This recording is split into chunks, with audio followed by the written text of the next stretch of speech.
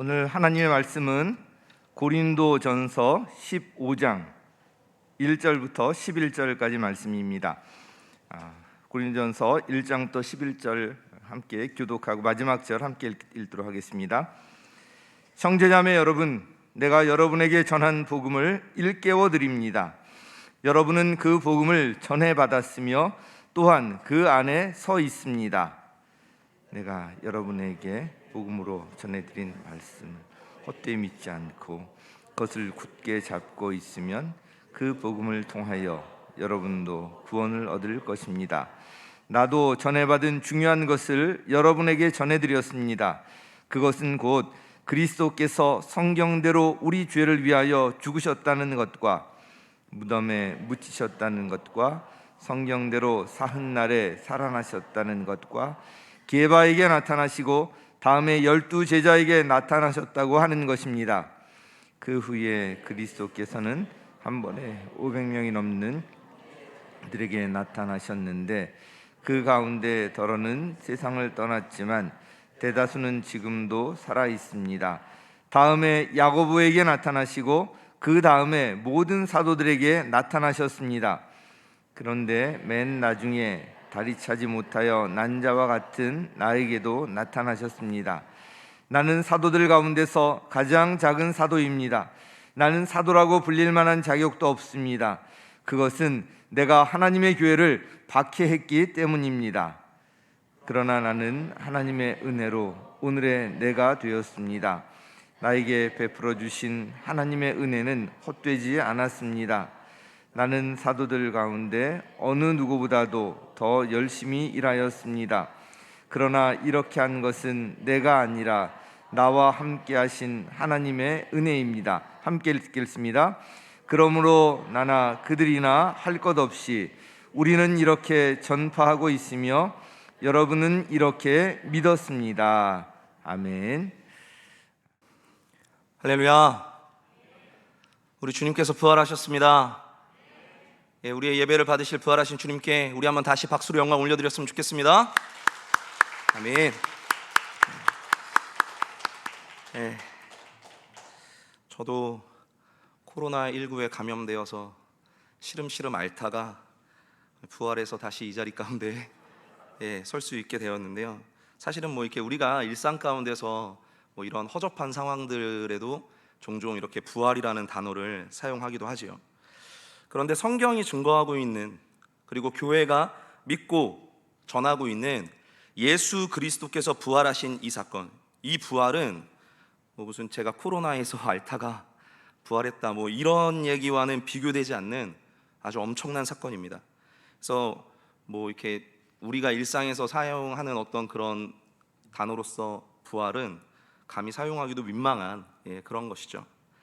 기독교에서 부활절은 성탄절과 더불어 가장 크고 가장 중요한 절기입니다. 그런 의미 있는 부활주일인 오늘, 저는 함께 봉독한 고린도전서 15장 1절에서 11절을 중심으로 부활의 믿음 333이라는 제목으로 하나님의 말씀을 나누도록 하겠습니다.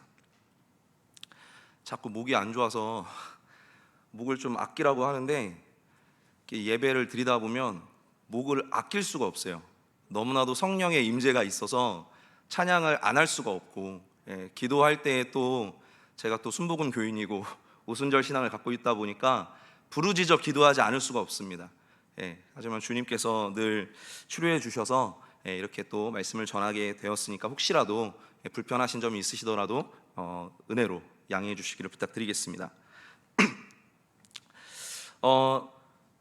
고린도전서 말씀을 보면요, 고린도전서 말씀은 주제에 따라서 이 장마다 별명이 붙어 있는 곳들이 있습니다. 먼저 12장, 14장, 여기는 우리가 은사장이라고 불러요. 은사장. 그리고 13장은 교회를 다니지 않는 사람들도 많이들 알고 있는 사랑장이라는 별명을 가지고 있죠. 그리고 이제 우리가 본문으로 함께 봤던 이 고린도전서 15장이 이제 부활장이라고 하는 별명으로 이렇게 불리고 있습니다. 먼저 우리가 한 가지 주목해 봤으면 좋겠는 부분은 무엇이냐면, 사도 바울이 왜 여기에 지금 부활에 관한 말씀을 기록하였는가 하는 바로 그 부분입니다. 초대교회 당시에 고린도 교회라고 하는 교회는요, 사실 참 문제가 많은 교회였어요. 고린도 교회는 사도 바울이 2차 선교 여행을 했었을 때 브리스길라 아굴라 부부와 함께 정말 눈물로 헌신하면서 유대인들이 막 핍박하는 그런 가운데서도 정말 헌신해서 복음을 전하면서 그렇게 세워진 그 교회가 바로 고린도 교회였습니다. 그런데 이제 순회 전도자였던 이제 바울이 그 고린도 교회를 떠난 뒤에 얼마 되지 않아서 교회 안에 여러 가지 문제들이 발생하고 말았던 것이죠. 대표적으로 몇 가지만 언급을 해본다면, 먼저 고린도 교회는 내부적인 분열이 있었어요. 교회 안에 내부적인 분열이 있어서 파벌이 형성돼서 서로가 서로를 비난하는 지경에 이르렀습니다. 바울파, 아볼로파, 베드로파, 예수파, 각각의 파로 나누어져서 한 교회 안에서 하나 되지 못하고 분열된 모습을 보였다라는 것이죠. 또 교회에서 싸우는 것도 모자라서 서로 세상 법정에 소송을 걸고 그런 교인들끼리, 예수님을 믿는다고 하는 사람들끼리 법적인 다툼을 벌이기도 했습니다. 또 세상에 선한 영향력을 끼쳐야 되는 이 교회가 도리어 세속의 영향을 받아서 매우 음란하고 비도덕적이고, 그리고 세상이 말하는 지식을 가지고 이 복음을 판단하려고 하였습니다. 그럼에도 불구하고 놀랍게도 이 초대교회 그 역사 가운데 성령의 역사들이 막 일어나다 보니까 고린도 교회 안에 개개인에게 성령의 은사들이 나타나는 거예요. 그럼 이 성령의 은사 가운데 우리가 겸손해야 되는데, 고린도 교회 교인들은 그 은사로 인해서, 나타나는 은사들로 인해서 교만하기까지 했다라는 거죠. 이렇게 교회가 분열되고 세상의 영향력 아래 놓이게 되니까 처음에 바울이 전했었던 예수 그리스도의 복음이 점차 흐려지게 되는 것이죠. 그리고 이제는 거짓 복음을 전하는 거짓 선생들까지 와가지고 왜곡된 가짜 복음을 가지고 이 교회를 흔드는 그런 지경에 이르게 되었던 것입니다. 그야말로 이 고린도 교회의 모습을 살펴보면 어떻게 보면 교회에서 나타날 수 있는 온갖 문제들의 종합 세트와 같은 바로 그런 모양이 나타났던 교회가 바로 고린도 교회였다라는 거예요. 바울은 사역 가운데 이런 고린도 교회의 상황을 전해 듣게 됩니다. 얼마나 마음이 무너졌겠어요. 그러니까 곧바로 고린도 교회로 달려가고 싶었는데 사실 당장 그럴 수 있는 상황은 아니었던 것이죠. 그래서 찢어지는 마음으로 이 교회를 위해서 기도하던 바울 가운데 성령의 조명하심이 있었고 성령의 은혜가 있었습니다. 그래서 바울이 일단 급한 대로 편지를 써서 다시금 그리스도의 이 복음과 교회가 회복해야 할 것들에 대해서 고린도 교회에 먼저 설명을 해야 되겠다라고 생각을 했던 거예요. 그래서 그 편지들 가운데 하나가 오늘 우리가 살펴보고 있는 이 고린도전서라고 하는 말씀이라는 것이죠. 그래서 사실 고린도 교회의 여러 가지 문제는 역사적으로 모든 교회들 가운데 나타났던 문제들이에요. 어떻게 보면 지금도 오늘날도 많은 교회들 가운데 보이게 보이지 않게 나타나는 그런 현상들이 사실은 고린도 교회에 나타났던 문제들이라는 것입니다. 그렇기 때문에 우리는 고린도서라고 하는 이 말씀을 우리가 살펴볼 때에 이 말씀을 통해서 스스로의 문제를 되돌아보고 우리가 교회가 회복해야 될 것, 우리가 회개해야 할 것, 바로 그 부분이 무엇인가를 살펴봐야 된다는 것이죠. 바울은 각각의 문제들을 지적하고 권면함으로써 이제 이 15장은 거의 고린도전서 끝 무렵에 있지 않습니까? 이제 최종적인 결론적으로 고린도 교회가 예수 그리스도 복음 가운데 다시 집중해야 된다. 모든 문제들을 해결하는 가장 결정적인 방법은 다시 예수 그리스도 복음에 집중해야 된다. 이것을 지금 선포합니다. 근데 그 복음의 메시지를 대변하는 것이 바로 우리가 살펴보고 있는 부활장 이 15장 말씀이라는 것이죠. 다시 말해 교회에 나타나는 분열, 교만, 음란과 세속의 여러 가지 문제들을 해결하기 위해서는 무엇보다도 복음으로 돌아가야 된다는 거예요. 복음으로 돌아가야 되는데 그 복음의 핵심 메시지가 무엇이냐면 바로 예수 그리스도께서 십자가에서 죽으시고 부활하셨다라는 사실인 것입니다. 할렐루야. 이 반대로 말하면 그리스도의 부활이 없다면 곧 복음이 없는 것이고, 복음이 없다면 교회는 흔들리고 문제가 발생하고 궁극에는 무너질 수밖에 없다는 얘기입니다. 그만큼 이 부활의 믿음은 교회 공동체에 있어서 아주 핵심적인 요소입니다. 우리 사랑하는 옥수교회 성도님들, 그리고 이 자리 가운데 함께하는 우리 청년들, 여러분은 예수 그리스도 부활의 믿음 가운데 온전히 서서 신앙생활하고 계십니까? 할렐루야. 아멘 소리가 너무 작은데요. 여러분은 예수 그리스도 부활의 믿음 가운데 온전히 서 계십니까? 아멘. 그러니까 오늘 이 자리 가운데 우리가 나와서 함께 하나님을 찬양하고 예배하는 것 아니겠습니까? 사실 코로나19를 비롯해서 참 혼란스럽고 여러 가지 복잡한 지금 이 시기 가운데 우리 한 사람 한 사람, 아마 제가 성도님들 한 명 한 명 인터뷰 해보지는 못했지만 정말 마주하고 계시는 문제들이 참 많을 거라고 생각을 합니다. 참 힘들고 답답한 시기를 우리가 보내고 있죠. 그런데 반드시 기억하시기 바랍니다. 그 모든 문제들을 해결하기에 앞서 가장 우리가 우선시 삼아야 된다라고 하는 것, 바로 그것은 우리가 먼저 부활의 믿음을 회복해야 된다는 것입니다. 다시 말해서 예수 그리스도 그 십자가 복음을 우리가 붙잡는 것, 그것이 먼저 선행되어야만 우리 개개인 앞에 놓여진 그 문제들도 우리가 이겨낼 수 있게 된다는 것이죠. 오늘 예배를 통해서 그런 회복의 은혜가 저와 여러분 가운데 넘치시기를 예수 이름으로 축원합니다. 아멘. 이 부활의 믿음이라는 제목 아래에 세 가지 소주제의 세 가지 요소를 들어서 제가 말씀을 드릴 거예요. 그래서 333이라고 하는 제목을 붙였죠. 먼저 우리가 마음에 새겨야 될 것이 있습니다. 그것은 부활 신앙의 전제예요. 자, 첫 번째 부활 신앙의 전제, 우리 한번 함께 읽어보도록 하겠습니다. 시작. 부활 신앙의 전제 말씀 보도록 하겠습니다. 고린도전서 15장 3절부터 4절까지의 말씀 우리 함께 봉독하도록 하겠습니다. 시작. 나도 전에 받은 중요한 것을 여러분에게 전해드렸습니다. 그것은 곧 그리스도께서 성경대로 우리 죄를 위하여 죽으셨다는 것과 무덤에 묻히셨다는 것과 성경대로 사흘날에 살아나셨다는 것과. 아멘. 이 말씀 가운데에 부활신앙의 전제가 되는 요소가 세 가지가 기록되어 있습니다. 첫 번째 우리 한번 같이 읽어보도록 하겠습니다. 예수 그리스도께서 성경대로 우리 죄를 위하여 죽으셨다는 것, 함께 읽겠습니다. 시작. 예수 그리스도께서 성경대로 우리 죄를 위하여 죽으셨다는 것. 아멘. 예수님께서 십자가에서 죽으신 것은요, 우연한 사건이 아니었어요. 어떤 우발적인 결과도 아니었습니다. 그것은 모든 믿는 자들에게 구원을 가져다 주시기 위해서 영원 전부터 준비된 하나님의 계획이었다라는 것이죠. 그런 하나님의 계획은 구약의 여러 말씀 가운데 이미 예언되어 있습니다. 기록이 되어 있어요. 아주 많은 말씀들이 있지만 대표적으로 우리가 이 고난주간 이렇게 또 부활절 이렇게 앞서서 많이 언급되는 말씀 우리 한번 같이 다시 한번 봉독했으면 좋겠는데요. 이사야서 53장 5절부터 7절까지의 말씀을 우리 함께 봉독하도록 하겠습니다. 시작. 그러나 그가 찔린 것은 우리의 허물 때문이고 그가 상처를 받은 것은 우리의 악함 때문이다. 그가 징계를 받음으로써 우리가 평화를 누리고 그가 매를 맞음으로써 우리의 병이 나았다. 우리는 모두 양처럼 길을 잃고 각기 제갈 길로 흩어졌으나 주님께서 우리 모두의 죄악을 그에게 지우셨다.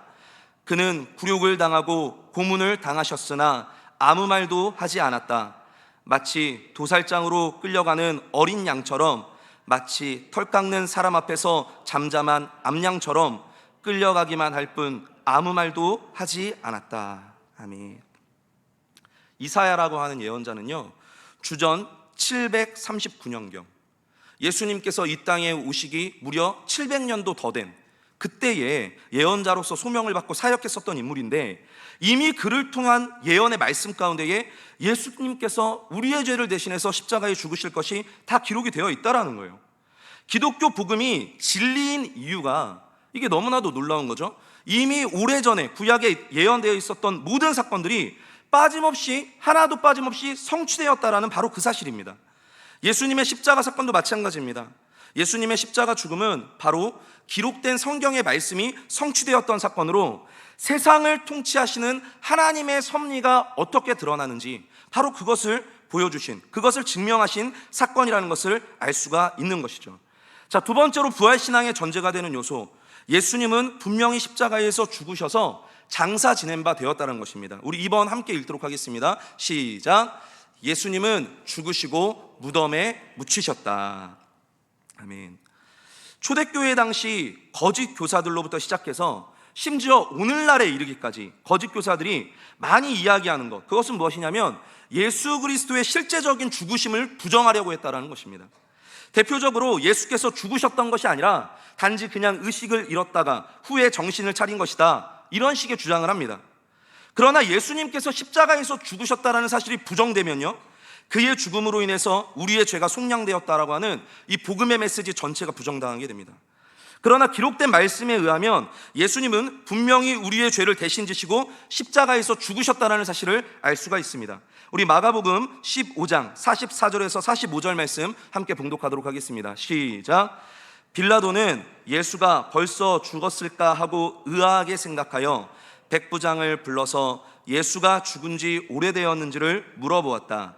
빌라도는 백부장에게 알아보고 나서 시신을 요셉에게 내어 주었다. 이 빌라도가 의아하게 생각했던 이유가 있죠. 그거는 생각보다 너무 빨리 예수님께서 돌아가셨다라는 소식을 들었기 때문이에요.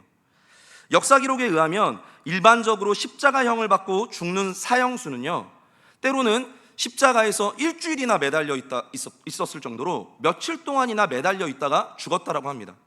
이 십자가형이 굉장히 이게 잔인한 형벌인 게, 긴 시간 동안에 고통받으면서 천천히 자기가 죽어가는 것을 온몸으로 느끼면서 죽도록 하는 그런 형벌이 바로 로마의 십자가형이었다라는 것이죠. 그런데 성경 기록에 의하면요, 예수님은 십자가에 달려서 6시간 만에 죽으셨습니다. 대부분의 학자들은 예수님이 십자가에 달리시기 전에 심하게 당하셨던 채찍질과 매질로 인해서 이미 상당 부분 생명력을 소진하셨기 때문이라고 이 부분을 설명하고 있습니다. 예수님의 이른 죽음에 의아했었던 총독 빌라도는 백부장을 통해서 예수님이 정말 죽었는지 그것을 확인하고 난 이후에 그 시신을 내어 주었다라고 말씀이 기록하고 있습니다. 그것은 분명히 예수님께서 숨을 거두셨다라는 증거가 됩니다. 또한 예수님의 이 죽으심은 다른 성경 구절을 통해서도 우리에게 확인이 되는데요, 요한복음 19장 32절에서 34절 말씀 제가 봉독하도록 하겠습니다. 그래서 병사들이 가서 먼저 예수와 함께 십자가에 달린 한 사람의 다리와 또 다른 한 사람의 다리를 꺾고 나서 예수께 와서는 그가 이미 죽으신 것을 보고서 다리를 꺾지 않았다. 그러나 병사들 가운데 하나가 창으로 그 옆구리를 찌르니 곧 피와 물이 흘러나왔다. 로마 병사들, 십자가 사형수들을 빨리 죽게 하기 위해서 다리를 부러뜨려 오로지 팔로만 자기 몸을 지탱하게 만들었습니다. 그런데 예수님께서는 이미 돌아가셨기 때문에 다리를 꺾지 않았죠. 근데 죽음을 확인하려는 한 병사가 창으로 예수님의 옆구리를 찔러서 물과 피를 다 쏟았다라고 성경이 기록하고 있습니다. 이것은 곧 예수님의 죽음, 저와 여러분의 죄 때문에 고난받으시고 죽으셔야 했었던 이 주님의 희생, 죽음을 확증하는 것이었다는 것이죠. 자, 세 번째로 우리가 기억해야 되는 전제, 그것은 주님께서 성경대로 사흘 만에 다시 살아나셨다는 것입니다. 우리 함께 읽도록 하겠습니다. 시작. 성경대로 사흘 만에 다시 살아나셨다. 아멘. 금요일 오후에 죽으셨다가 주일 이른 아침에 부활하셨는데, 이것을 우리가 사흘이라고 이야기하는 것은 하루를 정의하는 계산법이 오늘날 우리와 당시 유대인들의 계산법이 달랐기 때문이에요.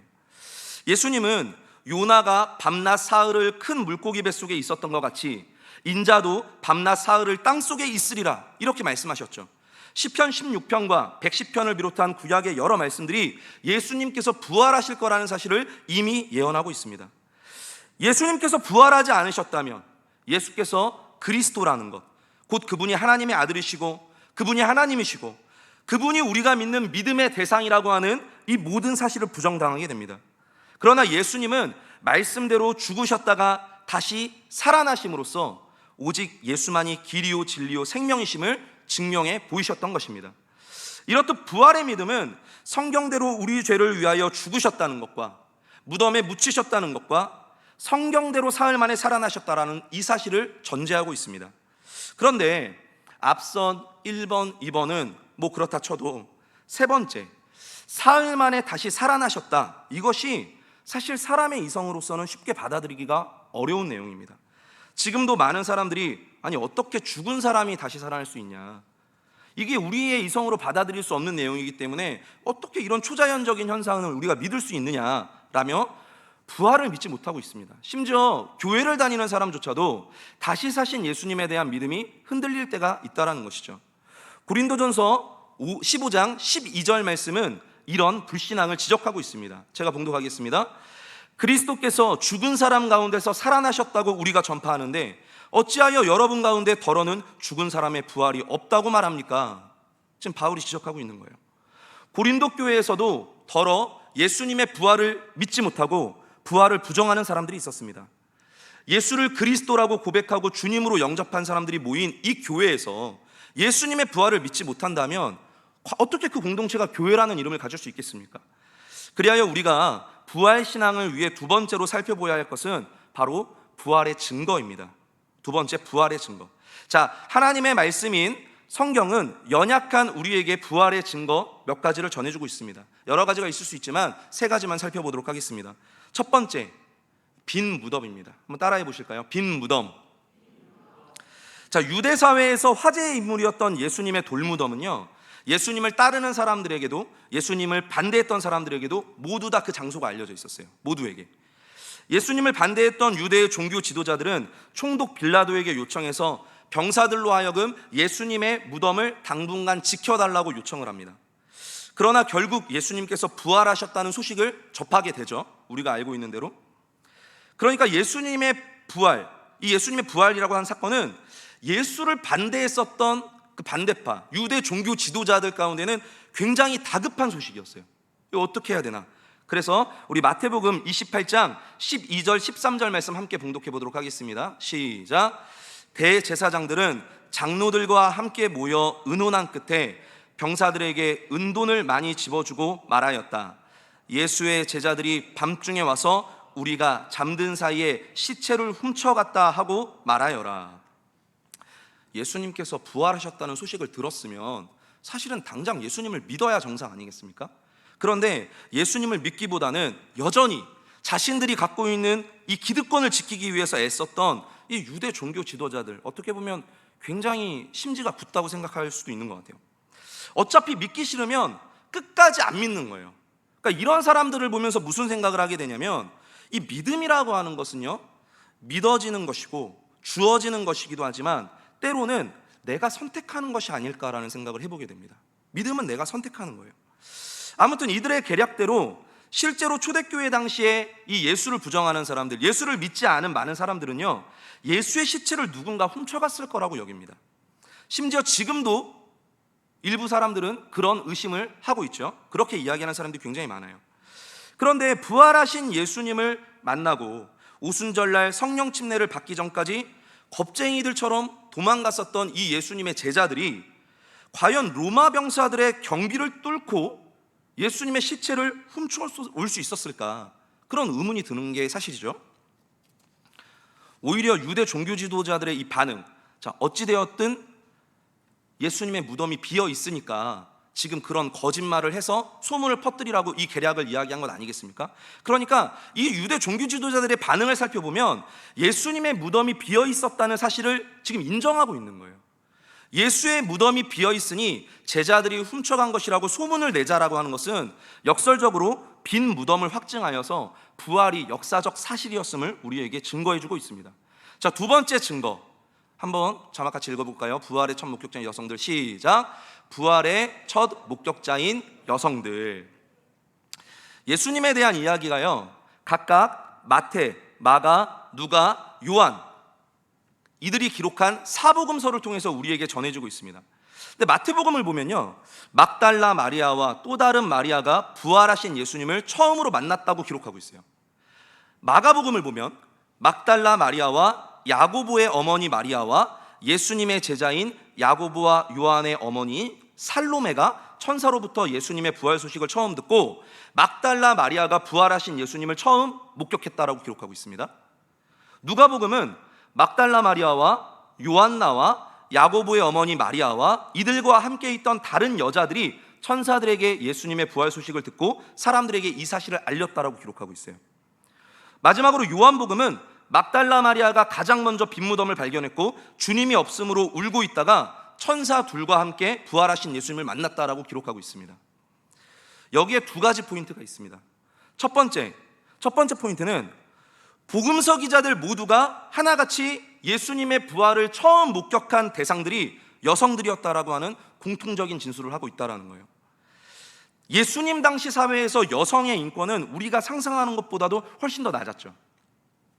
법적으로 여성의 증언은요, 거의 효력이 없었어요. 여성의 증언이라고 하는 것은 아주 제한적인 상황에서만 참고만 할 수 있었고, 일반적으로는 증언으로서의 효력이 없습니다. 만약에 복음서 기자들이 사람들을 설득해서 예수님의 부활 이야기를 지어낸 것이고 만들어낸 것이라면 이렇게 모두가 똑같이 부활의 첫 목격자를 여성으로 기록하진 않았을 거예요. 의도를 가지고 기록했다면 누군가는 조금 더 영향력 있는 사람을 증인으로 내세웠을 것입니다. 그러면 증언이 엇갈리게 됐겠죠. 그러나 모두가 똑같이 부활의 첫 목격자를 여성으로 기록했다는 것은요, 그 자체가 팩트라는 거예요. 그 자체가 팩트이고 곧 복음서 기자들이 사실을 기록한 것이기 때문에 예수님의 부활이 역사적 사실이라는 것을 우리에게 증명해 주는 것이죠. 두 번째 포인트도 있어요. 그럼에도 모든 복음서 기자들의 증언이 아주 똑같이 100% 다 일치하지는 않아요. 조금은 미묘하지만 약간의 차이는 있다라는 것이죠. 그것은 복음서 기자들이 서로의 기록을 참고하면서 말을 맞추지 않았다라는 거예요. 서로 말을 맞춘 것이 아니라 복음서 기자들이 예수님의 부활을 기록하면서 어떤 의도를 가지고 사실을 조작한 것이 아니라 각자가 알고 있는 내용을 바탕으로 성령을 통해서 사실을 기록하기 위해서 애썼다라는 것을 우리에게 보여주고 있습니다. 다만 이 미묘한 기록의 차이는 성령께서 복음서 기자 한 사람 한 사람의 특성을 존중했다라는 것을 보여주는 사실이라고 할 수가 있겠죠. 마지막으로 결정적인 부활의 증거는요, 예수님의 부활을 목격한 수많은 제자들과 그들의 급격한 변화입니다. 우리 3번 함께 읽도록 하겠습니다. 시작. 부활을 목격한 제자들의 급진적 변화. 우리 고린도전서 15장 5절부터 8절까지의 말씀 함께 봉독하도록 하겠습니다. 시작. 게바에게 나타나시고 다음에 12 제자에게 나타나셨다고 하는 것입니다. 그 후에 그리스도께서는 한 번에 500명이 넘는 형제 자매들에게 나타나셨는데 그 가운데 덜어는 세상을 떠났지만 대다수는 지금도 살아 있습니다.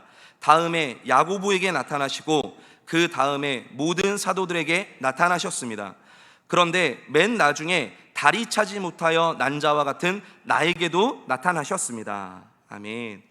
부활하신 예수님은요, 40일 동안 제자들과 함께 계시면서 많은 사람들 가운데에 부활하신 스스로를 보이셨습니다. 예수님의 십자가 죽음과 예수님의 부활을 목격한 사람들이 여럿 있었고, 또 사도 바울이 고린도 교회를 향해서 이 편지를 쓸 때쯤에는 그들 가운데 몇몇은 세상을 떠났지만 아직도 많은 사람들이 살아서 예수 부활의 증인이 되어 있었다라고 지금 기록하고 있는 거예요. 놀라운 것은 예수님이 로마 병사들에게 붙잡혀 가시고 사람들에게 모욕을 당하고 십자가에서 죽으실 때 이 제자들이 어떤 모습을 보였습니까? 자기에게도 불똥이 뛸까봐 그것이 두려워서 도망갔었던 사람들이 바로 제자들 아닙니까? 죽기까지 예수님을 따른다라고 고백했었던 베드로조차도 막상 상황이 벌어지니까 예수님을 저주하면서, 이 저주했다라는 표현이 완전 욕을 했다는 거예요. 예수 이름을 막 욕하면서 나는 그런 사람 모른다 3번이나 부인했었던 그 연약한 인물이 베드로였습니다. 그런데 아주 짧은 시간이 지나고, 막 몇 년 시간이 지난 것도 아니에요. 아주 짧은 시간이 지나고 갑자기 이들이 집단적으로 돌변합니다. 갑자기 집단적으로 돌변해서 죽음을 무릅쓰고 예수 그리스도 복음을 막 전하기 시작해요. 예수를 거부했었던 유대 종교 지도자들이 제자들이 예수 그리스도 복음을 전하는 것을 막기 위해서 그들을 붙잡아가지고 절대로 예수 이름으로 말하지도 말고 가르치지도 말라고 명령합니다. 그런데 그 이전에 겁쟁이 같았었던 이 제자들이 어떤 반응을 보입니까? 우리 사도행전 4장 19절에서 20절 말씀 함께 봉독하도록 하겠습니다. 시작.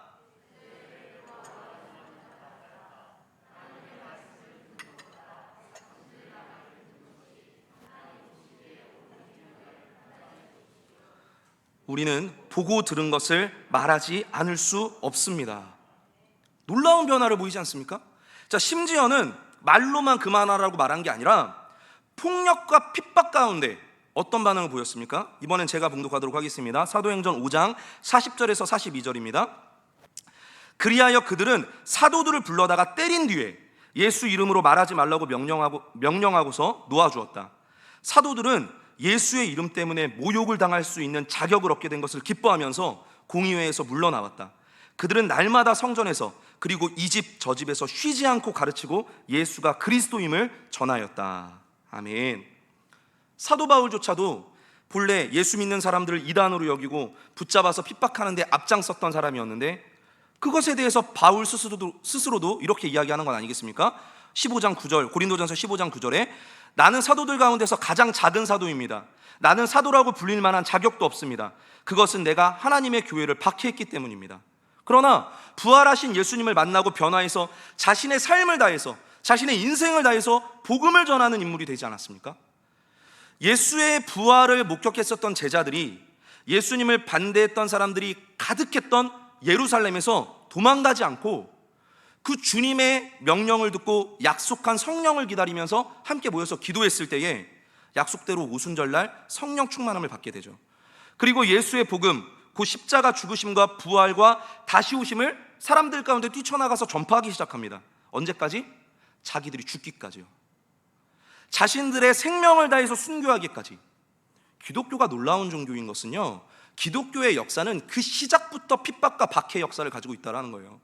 어느 정도 박해를 했냐면 죽이기까지 했어요. 그럼에도 불구하고 이 모든 예수님의 제자들이 자기의 생명을 바쳐가면서까지 예수께서 살아나셨다라는 사실과 예수님께서 다시 오신다라고 하는 이 복음의 메시지를 전파했다라는 것입니다. 그러니까 예수님을 주로 시인하는 사람들이 생겨나게 되고 그들이 함께 모여서 공동체를 이루어서 초대 신약교회가 형성된 것 아니겠습니까? 그리고 그 교회의 역사가 지금 오늘날까지 우리들 가운데 이어지고 있는 것이죠. 이 제자들의 급진적인 변화에 대해서 현대의 심리학자들도 이 부분을 해석할 수 없다라고 이야기해요.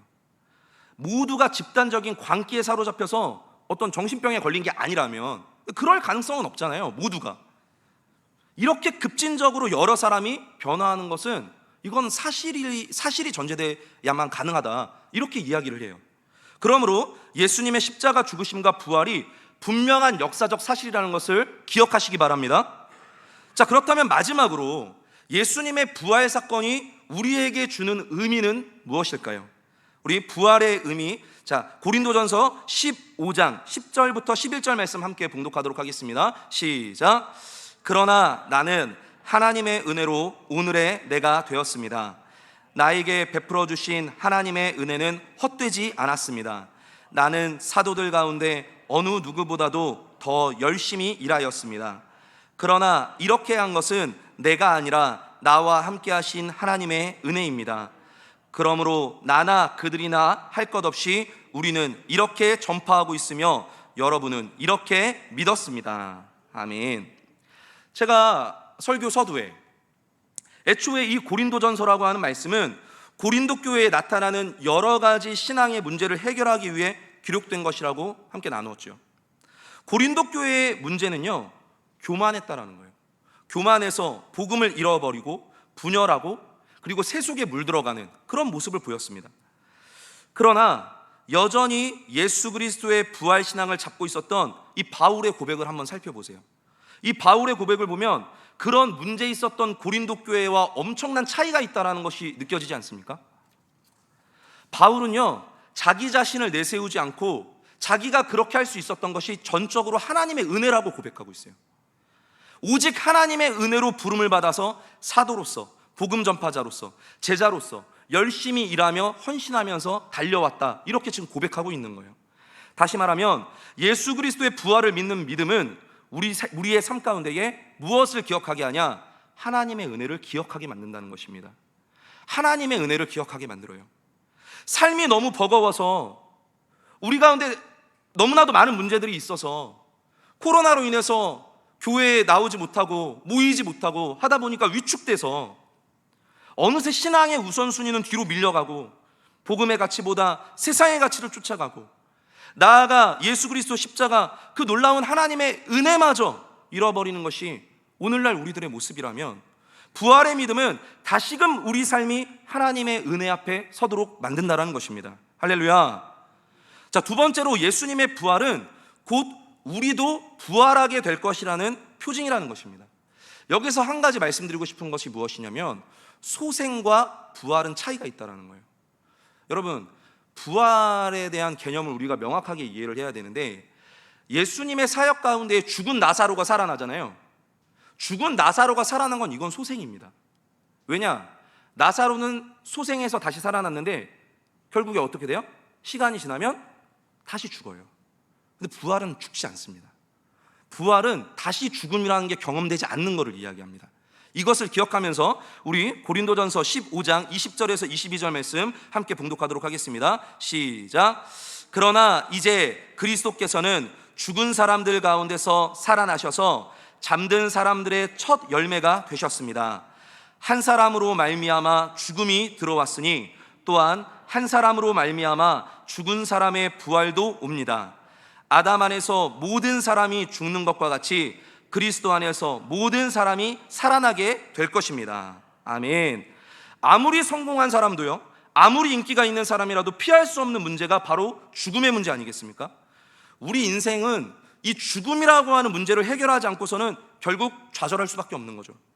그런데 예수님의 부활은요, 곧 잠든 사람들의 첫 열매가 돼서 이 죽음이라고 하는 것이 정복되었다라는 것을 우리 가운데 선포하고 있는 거예요. 그러므로 예수님의 부활을 믿는 이 부활신앙은 더 나아가 우리도 부활하신 예수님과 영원히 살기 위해 죽은 자 가운데서 다시 부활하게 될 것임을 예고하고 있는 것입니다. 자, 마지막으로 한 가지만 말씀드리고 설교를 마무리하려고 합니다. 제가 코로나로 시름시름 앓고 있을 때에 민방위 교육을 받으라고 이렇게 카톡이 날라왔어요. 계속 안 하니까 계속 한 3일에 한 번씩 날라오더라고요.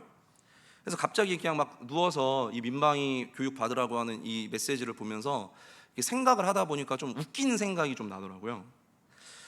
예비군 훈련 받았을 때 갑자기 생각이 났는데요. 저는 이제 군대를 전역하고 난 이후에 대학교와 대학원을 다니면서 이 대학 예비군에 편입이 소속이 되어가지고 예비군 기간 동안에 모두 대학 예비군에 소속되어 있으면서 그 예비군 기간을 마쳤습니다. 그래가지고 전 동원을 가본 적이 한 번도 없어요. 왜냐하면 대학 예비군은 당일날 교육으로 그냥 모든 게 다 끝나거든요. 근데 참 이게 재밌는 게 예비군 훈련을 하는 날이면 학교 학생들이 이제 대학교 같이 공부하는 친구들이잖아요. 이들이 다 이제 군복을 꺼내 입고 예비군 훈련장으로 모입니다. 그러면은 평소에는 그렇게 착한 우리 신학생들, 그렇게 착하디 착한 이 신실해 보였던 우리 신학생들이 갑자기 군복을 입고 모였는데 돌변해요. 뭐부터 달라지냐면 일단 자세가 달라지죠. 짝다리는 기본이고 주머니에 다 손을 꽂고 있어요. 그리고 표정에도 별로 은혜가 없습니다. 눈빛과 말투가 달라지면서 이게 절정에 이르죠. 다음 날 학교에 가가지고 다시 만나면 언제 그랬냐는 듯이 모두 선한 눈빛으로 막 다 신실하게 기도하고 막 공부하고 성경 보고 아주 하나님의 은혜 안에 있는 사람들, 이런 사람들이 없어요. 너무 놀랍죠, 이런 것들이. 제가 요 근래에 이제 우크라이나, 러시아 이 전쟁 소식을 뉴스로 이렇게 접하게 되면서 제가 이제 공중파 뉴스를 통해서도 이걸 접하지만 이제 또 MZ 세대다 보니까 인터넷 뉴스로도 많이 보잖아요. 인터넷 뉴스로 보는데 사실 방송 뉴스보다도 인터넷에 아주 적나라하고 끔찍한 소식들이 되게 많이 올라와요. 민간인 학살, 성범죄, 심지어는 어린아이들까지도 죽이거나 성폭행하는 모습들, 위성사진에 막 찍히고 이런 것들이 올라옵니다. 제가 이런 것들을 보면서 다시금 인간이라고 하는 존재가, 이 사람이라고 하는 존재가 본질적으로 얼마나 악한 존재인지 이런 거를 느껴요. 그러니까 군인들을 비하하는 것이 아니고요. 저도 이제 육군 병장 만기 전역한 사람이기 때문에 군인들을 비하하는 건 아니니까 오해는 마시기 바랍니다. 다만 이 전쟁이라고 하는 게 참 그래요. 군복을 입고 전쟁 현장에 투입이 되면요, 이들에게 목적은 살인과 폭력이에요. 그러니까 살인과 폭력이라고 하는 어떤 인간성, 도덕성 그 이상의 것들이 우선적인 목적이 되니까 인간성 자체가 딱 치워지면 그 사람 내면의 악한 본질이 아주 과격하게 드러납니다. 러시아군도 처음에 전쟁 시작한 지 얼마 안 됐을 때는 이 전쟁 왜 해야 되는지 모른다 그래가지고 자기들 되게 막 피해자인 것처럼 얘기했어요. 근데 지금 안 그렇잖아요. 조금 시간이 지나니까 정말 끔찍한 일들을 아무렇지도 않게 막 하고 있어요. 무엇을 입느냐가 그 사람이 어떤 존재이냐, 어떤 사람이냐, 이거 아주 적나라하게 드러내는 것이죠. 그런데 말씀을 보니까 이 부활이라고 하는 것은요, 우리로 하여금 썩지 않을 몸을 입도록 한대요. 제가 그것에 은혜를 받았어요. 죄로부터 영원토록 승리하게 만든다라는 거예요. 우리가 너무나도 본질적인 죄인인데 이 부활로 인해서 우리가 썩지 않을 몸을 입게 되면 이 이길 수 없는 이 본질적인 이 죄로부터 영원토록 승리하게 만든다고 기록하고 있습니다. 우리 함께 읽어볼까요? 고린도전서 15장 52절에서 54절 말씀 함께 봉독하겠습니다. 시작. 마지막 나팔이 울릴 때에 눈 깜박할 사이에 홀연히 그렇게 될 것입니다. 나팔 소리가 나면 죽은 사람은 썩어 없어지지 않을 몸으로 살아나고 우리는 변화할 것입니다. 썩을 몸이 썩지 않을 것을 입어야 하고 죽을 몸이 죽지 않을 것을 입어야 합니다. 썩을 이 몸이 썩지 않을 것을 입고 죽을 이 몸이 죽지 않을 것을 입을 그때에 이렇게 기록한 성경 말씀이 이루어질 것입니다. 죽음을 삼키고서 승리를 얻었다. 아멘. 결국 부활신앙의 최종적인 의미는 우리로 하여금 썩지 않을 몸을 입도록 함으로써 이 죄의 권세, 죽음의 권세로부터 영원히 승리하게 만드는 바로 그것에 있다라는 것입니다. 제가 부활의 의미도 지금 세 가지를 이야기했거든요. 따로 구분하진 않았지만, 첫 번째로 부활의 믿음은 우리 삶 가운데 하나님의 은혜를 기억하게 만든다라는 것. 두 번째로 예수님의 부활은 곧 우리도 부활한다라는 것을 약속하는 표징이라는 것. 세 번째로 부활의 믿음은 썩지 않을 몸을 입어 죄의 권세로부터 영원히 승리하게 한다라는 것입니다. 나 때문에 고난받으시고 십자가에서 죽으신 예수님, 그러나 그 죽음조차도 이기시고 승리하신 부활의 예수님, 그리고 세상 끝날까지 나와 함께 하시고 우리에게 다시 오실 예수님. 할렐루야. 다시금 부활의 믿음을 회복하고 온전히 승리하는 은혜가 저와 여러분의 삶 가운데 가득하시기를 예수 이름으로 축원합니다.